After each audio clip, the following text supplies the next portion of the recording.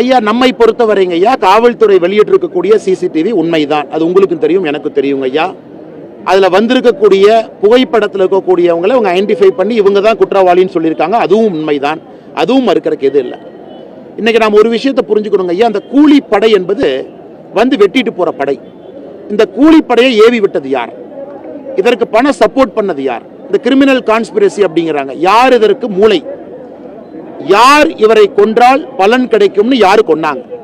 இதை கண்டுபிடிக்கத்தான் நாம் சொல்லிக் கொண்டிருக்கின்றோம்.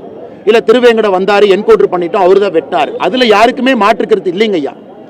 திருவேங்கடம் என்கவுண்டர் ஆனால திருவேங்கடம் சொல்ல வந்து உண்மை என்ன? திருவேங்கடத்தை ஏவி விட்டவர்கள் யார்? திருவேங்கடத்துக்கு பின்னாடி யார் இருக்காங்க? திருவேங்கடம் என்ன அவ்வளவு பெரிய ஆளா? நான் வந்து ஒரு தேசிய கட்சியினுடைய மாநில தலைவரை வெட்டி கொள்றதுக்கு நான் வந்திருக்கேன். இன்னைக்கு கேள்வி அது இல்லைங்கண்ணா. பின்னாடி இருக்கக்கூடிய மூளை யாருன்னு தான் திரும்ப திரும்ப கேட்கிறோம். இது பொலிட்டிக்கல் மர்டரா? இது வேற ஏதாச்சும் விஷயமா? இது பண விஷயமா? அதைத்தான் அவருடைய துணைவியாரும் கேட்டுக்கொண்டிருக்கின்றார்கள். அதனாலதான் சிபிஐ என்கொயரின்னு கேட்கிறோம். அதையெல்லாம் தாண்டி இன்னைக்கு பல பத்திரிகைகள் எழுத ஆரம்பித்திருக்கிறீங்க. நடுநிலைமையான சிபிஐ வந்தா தவறு என்ன? இதுல பாரதிய ஜனதா கட்சி என்ன இன்ஃபுளுன்ஸ் பண்ண போது? இன்ஃபுளுன்ஸ் பண்ண போறது கிடையாது.